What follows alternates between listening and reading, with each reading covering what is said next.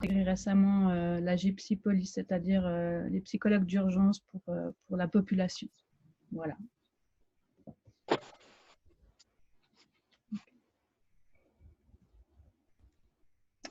Donc voilà, j'espère que vous m'entendez tous bien. J'ai pas de retour, donc on va espérer. Donc voilà, ça fait depuis l'automne dernier que le système Save a Life a été mis en place avec des interventions qui se succèdent avec un rythme assez soutenu, vous avez pu le voir. Et grâce à vos retours et des discussions qu'on a pu avoir avec vous justement durant les téléphones post-intervention, on a pu faire quelques constats. Bon, alors déjà, votre mission première, bien évidemment, c'est d'entamer une réanimation et un massage cardiaque le plus vite possible. Mais on a vu que vous êtes impliqué durant toute l'intervention, finalement, en apportant de l'aide aux professionnels sur place avec un soutien logistique. Et on s'est rendu compte que une intervention Save a Life, ce n'est pas juste un geste technique, mais il y a encore tout un contexte autour et vous êtes souvent proche avec les témoins ou les familles qui sont sur place. Et donc, vous rentrez vraiment dans cette intimité avec les gens et ce n'est pas forcément toujours évident de savoir comment se positionner, savoir quoi dire, quoi faire quand on n'est plus vraiment dans l'action. Et puis, c'est pour ça qu'on vous propose aujourd'hui de ce partage autour de cette thématique-là. Donc, comment faire avec les proches en tant que premier répondant. Tu peux changer.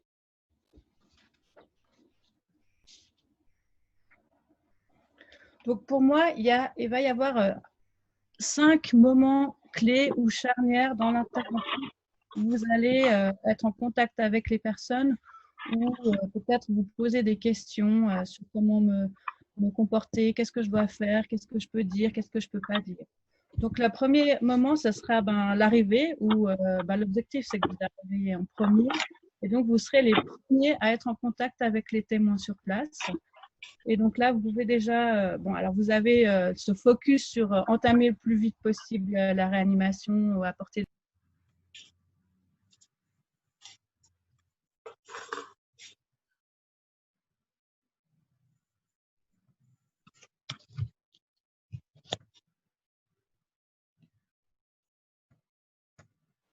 Rachel, juste on t'entend plus.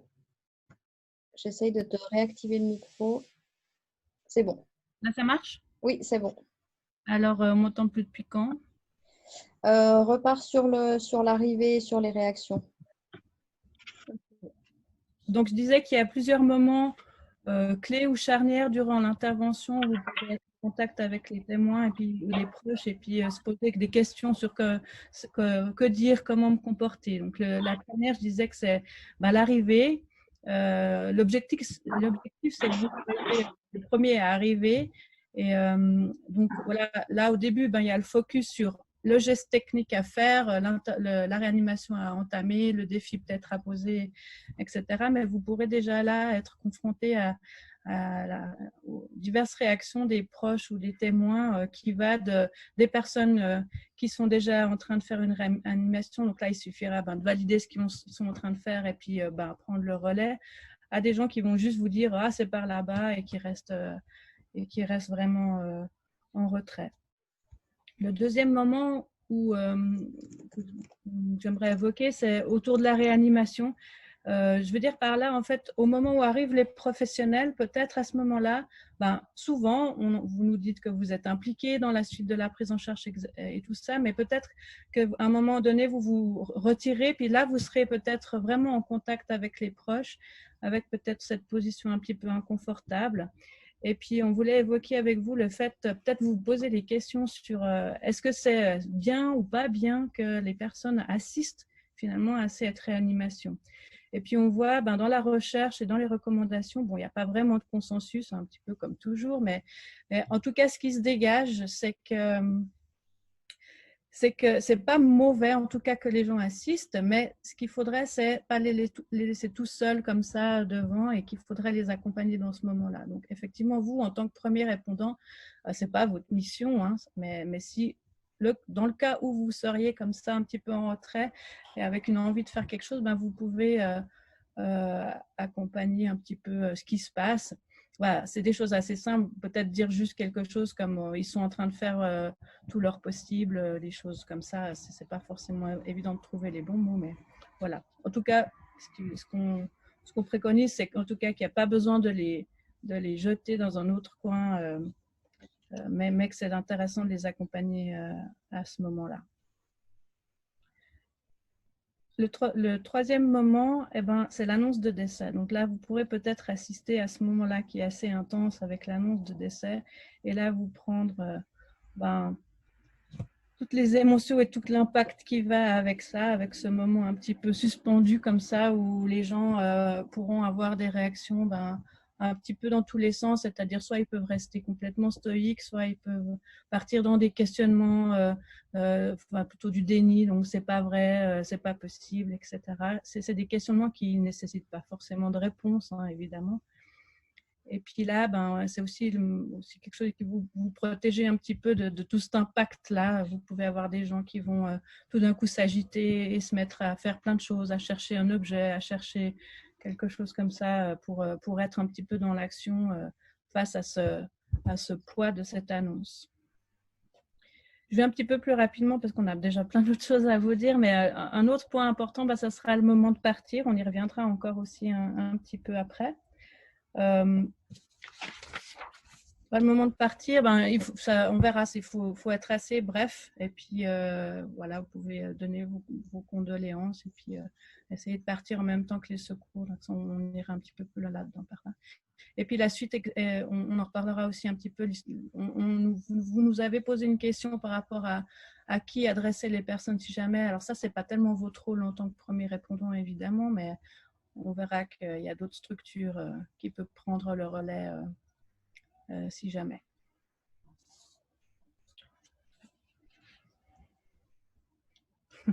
Donc, par rapport aux différentes réactions, il y a aussi quelque chose qui nous paraissait important de voir, si ça veut bien soutenir par rapport au soutien des proches. C'est déjà vous, quand vous y allez, c'est d'être au clair avec plusieurs choses. La première chose, c'était déjà, voilà, vous êtes dans un rôle de premier répondant. Vous n'êtes pas là dans votre métier principal. Donc, vous n'êtes pas là en tant que pompier, policier, ambulancier, secrétaire ou je ne sais quoi. Qui est votre métier habituel. Et c'est vraiment de vous dire, voilà, qu'est-ce qui est attendu de moi dans ce rôle de premier répondant? Qu'est-ce que, effectivement, peut-être il y a des fois des choses où vous vous dites, tiens, je pourrais faire ça parce que dans mon métier, je le fais. Mais de se dire, voilà, est-ce que c'est mon rôle à ce moment-là? Si c'est des choses qui mettent de la fluidité, qui vous coûtent pas trop et qui vous embarquent pas dans la suite de la situation, à la limite, tant mieux, hein, c'est tout des compétences que vous avez et que vous pouvez apporter dans la situation. Mais vraiment de vous dire, je ne vais pas au-delà du cadre de mon intervention pour justement, ça vous aidera hein, par rapport aux barrières peut-être à mettre avec les proches. La deuxième chose, c'est aussi par rapport à chacun, hein, quelle est mon envie, quelle est mon attention, quelles sont mes capacités d'être et de rester avec les proches.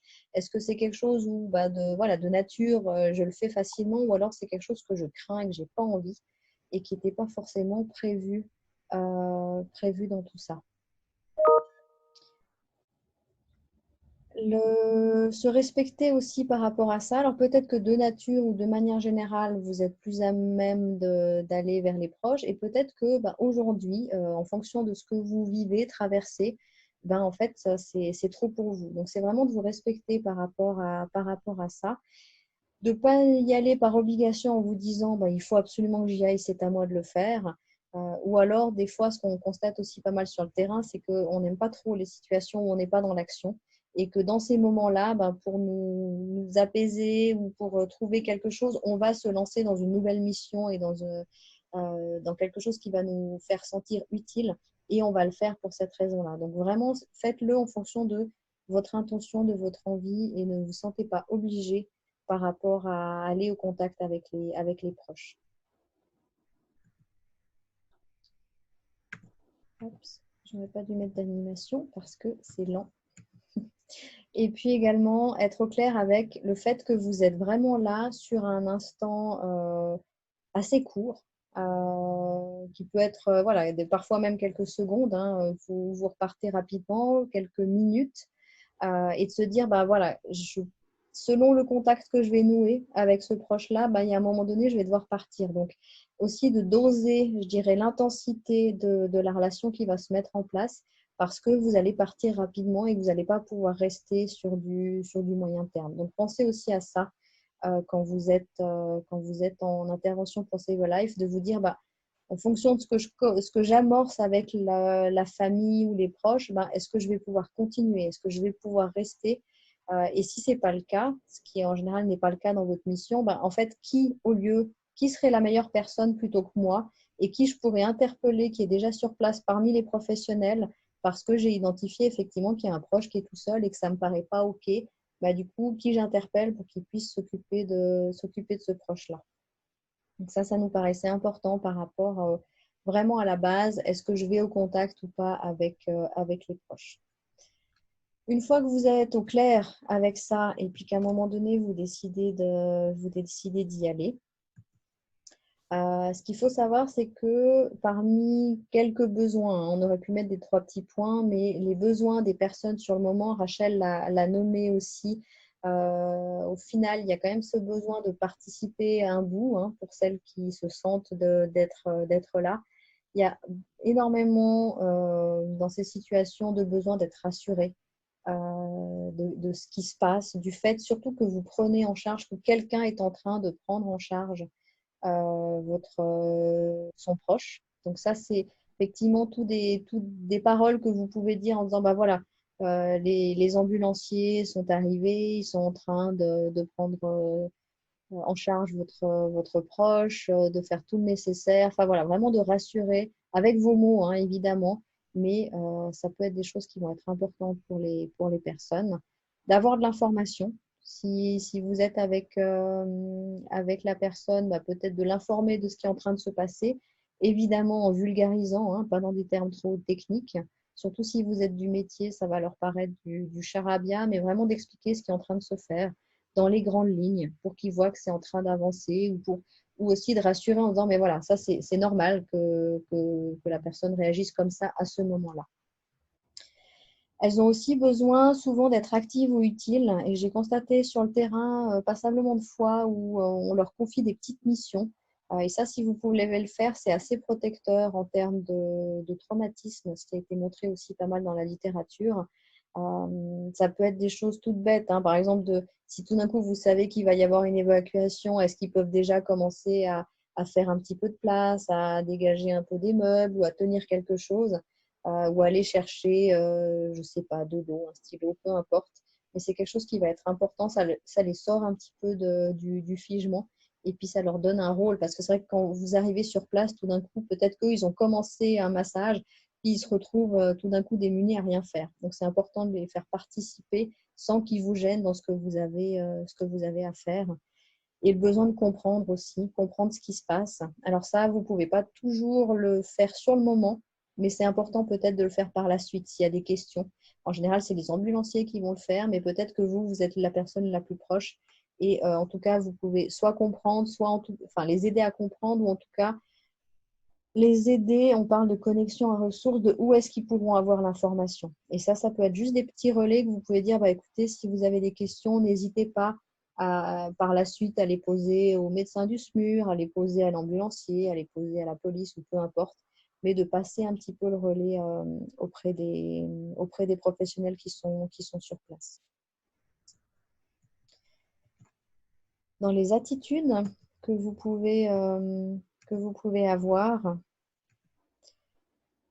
ce qu'on a mis et ce qui est, en tout cas, qu'on utilise aussi beaucoup, nous, avec Rachel sur le terrain, c'est le côté sécurisé et pas au sens, j'ai envie de dire, sécurité du terme, mais plus cadre protecteur. Et ça va être vraiment par votre attitude, par votre calme, par les explications, par le fait qu'ils vont sentir dès que vous arrivez sur place que vous savez ce que vous faites, que voilà, vous avez les bons gestes, que vous êtes directement clair dans la situation, que vous leur donnez des directives de manière calme et posée. Ça, c'est des choses qui vont créer un cadre de sécurité. Prendre la peine aussi de vérifier est-ce qu'elle souhaite rester ou alors peut-être s'éloigner un petit peu, mais ça c'est sous forme de questions pour qu'elles-mêmes choisissent quelles veulent être leur place. On parle d'être contenant, hein, vraiment de pouvoir contenir ce qui va arriver, mais ça c'est vraiment par l'être, par le savoir-être. Et puis, des choses qui nous aident aussi dans certaines situations, c'est les besoins de base. Est-ce que justement, elle est en sécurité de rester dans la pièce ou pas? Si tout d'un coup, les ambulanciers ont repris la réanimation, que vous êtes un petit peu à côté, est-ce qu'ils ont besoin d'un verre d'eau? Est-ce qu'ils ont besoin de s'asseoir à un moment donné? Enfin, c'est de s'assurer un petit peu de ces besoins de base-là qui vont faire que les personnes vont être, même dans une situation très chaotique, se sentir un minimum en sécurité dans cette situation-là. Et puis ensuite, il y a vraiment toute une phase d'accueil des émotions. Vous allez avoir des réactions, Rachel le nommait avant, hein, diverses et variées. Vous pouvez avoir des coups de colère, vous pouvez avoir vraiment des réactions de fureur, d'angoisse, de pleurs. Voilà. Il peut y avoir des gens qui réagissent très différemment. Donc là, c'est vraiment d'accueillir ce qui vient, les différentes réactions, d'accueillir les silences. Ça, c'est jamais évident. On a souvent la sensation qu'il faut combler, qu'on doit dire quelque chose, et au final, pas toujours. C'est aussi important d'être présent dans les silences, mais on n'est pas obligé de meubler. Parfois, nous-mêmes, on est un peu gêné par les silences et on va essayer de meubler. Mais là, c'est vraiment aussi de laisser le temps à la personne de, ouais, de prendre les informations et puis d'avoir cette inquiétude-là et de répondre plutôt à sa demande que de combler le vide, qui serait plutôt pour nous rassurer, nous. Et puis d'accueillir les besoins divers et variés que la personne vous formule et puis de voir si c'est possible d'y répondre.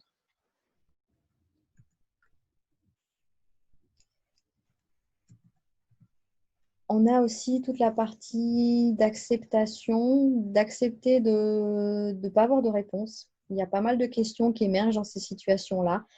Est-ce qu'il va s'en sortir? Est-ce qu'il va avoir des séquelles? Est-ce que ça va bien se passer, etc. Et souvent, on a envie de répondre.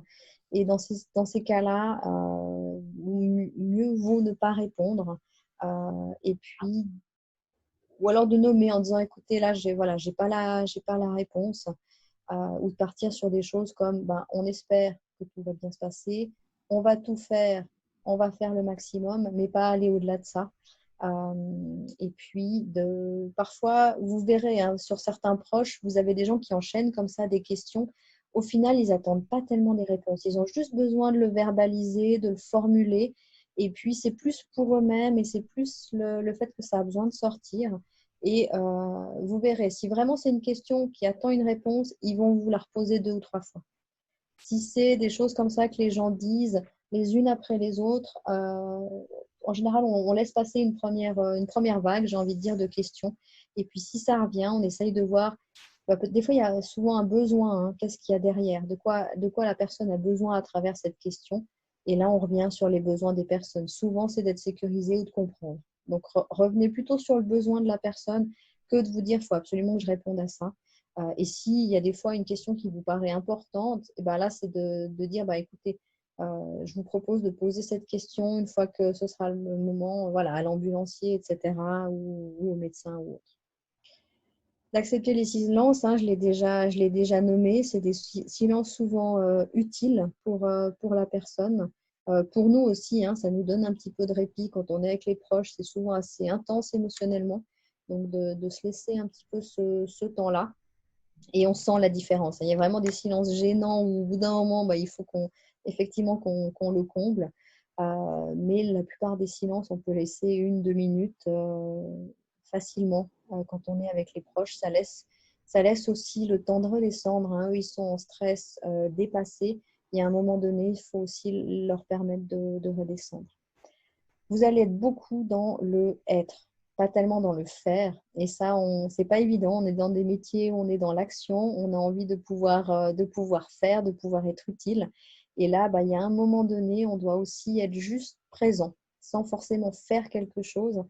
Et c'est là où, quand je vous parle d'être contenant, c'est vraiment de par votre attitude d'être avec la personne, sans forcément faire quelque chose pour elle. Et puis accepter ses limites hein, en fonction de ce que vous avez à faire et de vos missions. Il y a des choses où vous allez passer le relais et ce n'est pas forcément à vous de prendre la suite.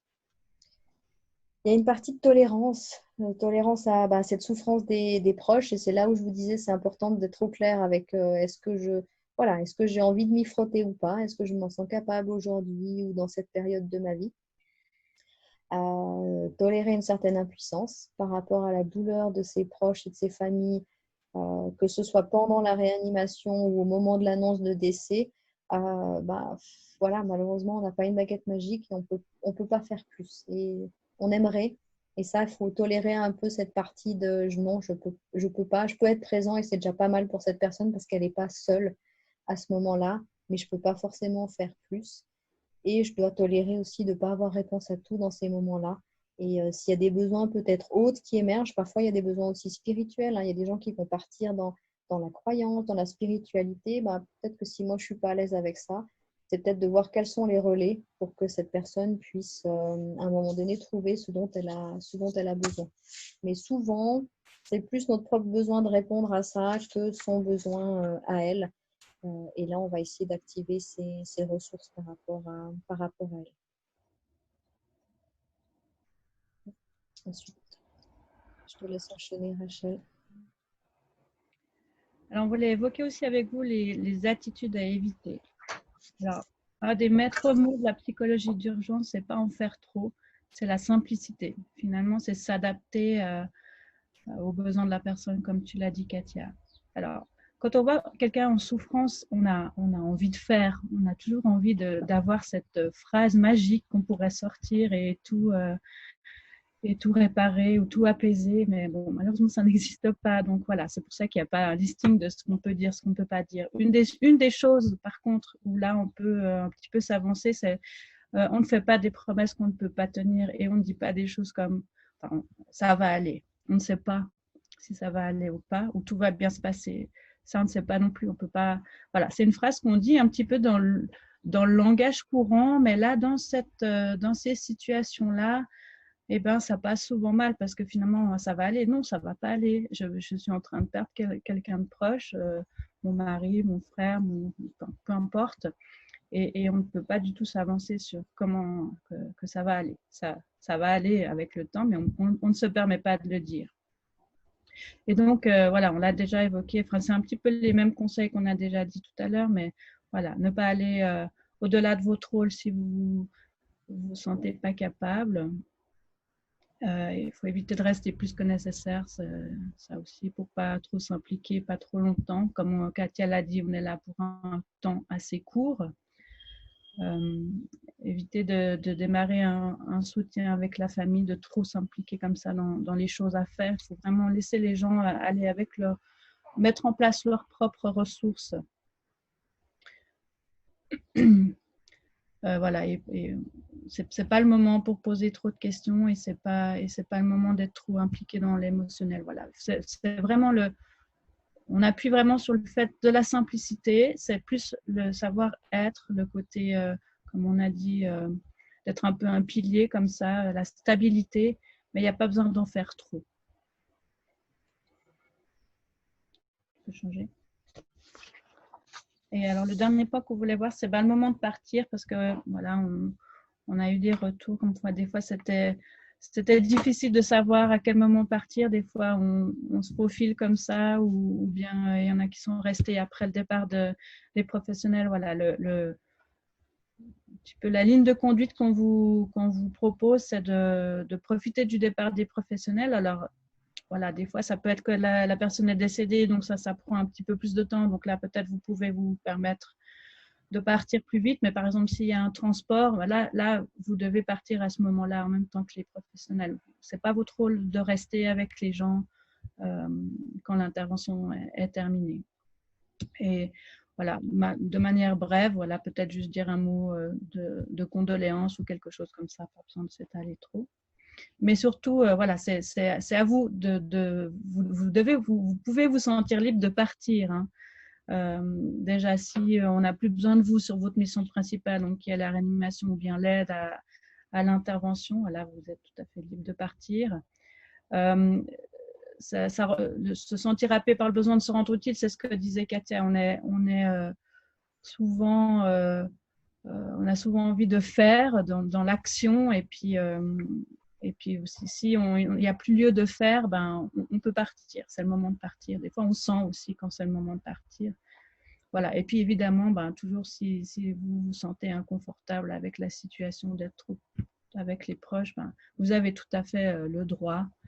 C'est pas votre rôle premier, donc il faut totalement vous sentir libre de partir et de pas d'entrer dans cette fonction-là. C'est vrai que c'est pas un moment simple, hein, le départ. Et c'est un moment. Alors, peut-être, enfin, et encore, je sais pas, mais quelque part, je me mets à la place des ambulanciers. Bah voilà, eux, ils continuent leur mission. Leur mission, ensuite, c'est de l'amener à l'hôpital. Donc, eux, ils sont dans le mouvement. Vous restez peut-être tout d'un coup un peu sur place et puis vous vous dites, mais je vais pas laisser la famille en plan comme ça.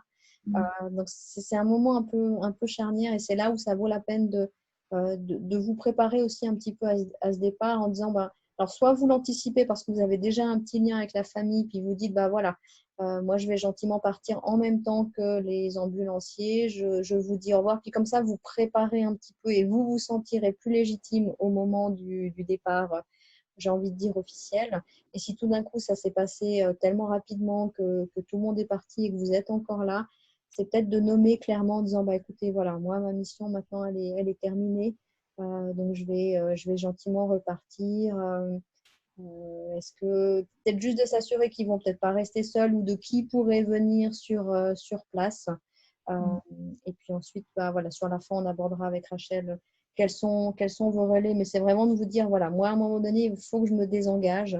Et puis, je pense que si effectivement la personne est seule, c'est là où c'est le plus difficile pour vous de partir. Si vous voyez qu'il y a des gens autour, ne restez pas comme vous, ressources. S'il y a des personnes, voilà, il y a des voisins, il y a des passants, peu importe, mettez en lien en disant, bah, écoutez, est-ce que vous pouvez rester un moment avec cette personne le temps que son proche arrive, etc. Vraiment connecter les gens les uns avec les autres. Et c'est pour ça qu'on vous dit de manière brève, parce que sinon, si vous restez, vous partez pour 1 heure et demie de suivi, hein. Enfin, si j'exagère. Donc, c'est vraiment de vous dire, voilà, à un moment donné, je profite de ce départ-là et peut-être que je le prépare. Je suis plus confortable après au moment de partir. Une fois que vous êtes parti, c'est vraiment aussi de prendre du temps pour vous, hein. Si l'intervention a eu plus d'impact que vous le pensiez, si tout d'un coup, émotionnellement, ça vous a pris à un moment ou à un autre, c'est vraiment de vous dire, OK, là, j'enchaîne peut-être pas tout de suite avec ce que j'avais prévu, avec mon travail ou autre. Je prends un petit temps pour discuter. Il y a eu, dans certains téléphones, ça m'a été rapporté qu'il y ait des échanges entre premiers répondants. Et ça, je pense que c'est aussi une bonne manière ensuite de quitter l'intervention, de se faire un petit débriefing entre nous, quitte à aller prendre un café si vous avez le temps, de juste poser, de prendre un moment pour redescendre. On discute ensemble, on voit ce qui s'est bien passé, ce qui aurait pu être amélioré. Ça peut permettre de répondre à certaines questions. Puis ensuite, bah voilà, chacun repart dans son activité, mais ça laisse un petit moment d'échange entre vous. Et ça crée aussi cette solidarité d'équipe, hein, puisque souvent, bah voilà, c'est quand même agréable de voir qu'il y a des gens qui viennent aussi sur la situation avec vous. De penser à vos ressources, de penser à ce qui va être important pour vous, que ce soit le côté aller faire du sport, partager avec des amis ou autre. Voilà. On a noté de digérer l'intervention dans la manière de laisser un peu de temps par rapport à ça. De voir justement qu'est-ce qui reste quelques jours après, qu'est-ce qui ne reste plus.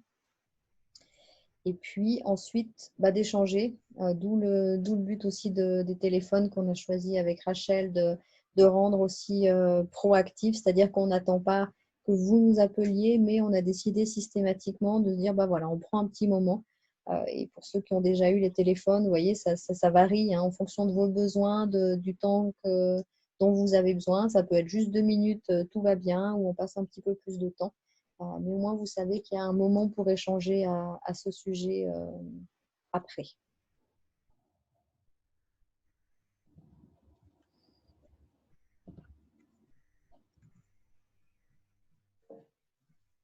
Donc là, peut-être juste Rachel, si tu voulais sur les relais, donner deux, trois pistes. Alors déjà, tu as déjà évoqué les gens qui étaient sur place en tant qu'attendant. Genel bir şeydir. Yaptığımız işin de içindedir aynı zamanda. Ah, attends, je vais essayer de... Vas-y, enchaîne. Oui, utiliser les ressources de la personne en premier lieu. Évidemment, après, c'est aussi aux ambulanciers et aux médecins et tout ça de s'assurer que la personne, elle reste pas seule. C'est vraiment ça le plus important. C'est si vous voyez qu'il y a des gens autour et qu'elle a les ressources, ces ressources personnelles qui vont se mettre en place rapidement, voilà, vous pouvez partir sans autre. Et puis, si vous voyez que la personne, elle est vraiment esselée, qu'il y a aucun appui qui va venir rapidement, après, vous pouvez tout à fait, enfin, Katia, c'est là où on veut en venir, mais appeler la Gypsy Police, c'est là aussi où, euh, où on intervient, où est le rôle de ce groupe-là, donc qui va prendre le relais pour un temps aussi assez court jusqu'à que les personnes puissent reprendre pied et puissent être accompagnées par leurs ressources habituelles, personnelles. Donc ça, vous pouvez mobiliser ou en tout cas rendre attentif le réseau de professionnels en disant, écoutez, voilà, cette personne va rester seule, est-ce qu'il n'y a pas quelqu'un qui pourrait venir? Et puis eux, en général, on les contacte direct pour la Gypsy Police. Mais vous pouvez voilà, leur suggérer si vous sentez que tout d'un coup, dans le feu de l'action, ça n'a pas été pris en compte. Tout à fait. Voilà, nous, c'est un petit peu les grandes bases. On sait que c'est une sensibilisation, hein, que c'est juste des bases. C'est ce qui nous paraissait le plus utile et pertinent par rapport à ce qu'on avait observé. Après, on sait bien qu'il y a 1 million de choses et qu'on pourrait passer une journée, hein, même plus sur ce thème-là. Donc, j'espère qu'on vous a apporté en tout cas la base dont vous avez besoin. Et si ce n'est pas le cas, ou même si c'est le cas et qu'il y a d'autres questions qui émergent ou bien d'autres partages d'expériences que vous aimeriez faire, je vous propose, donc je vais arrêter le partage d'écran et puis je vous propose, vous pouvez rebrancher vos caméras si vous le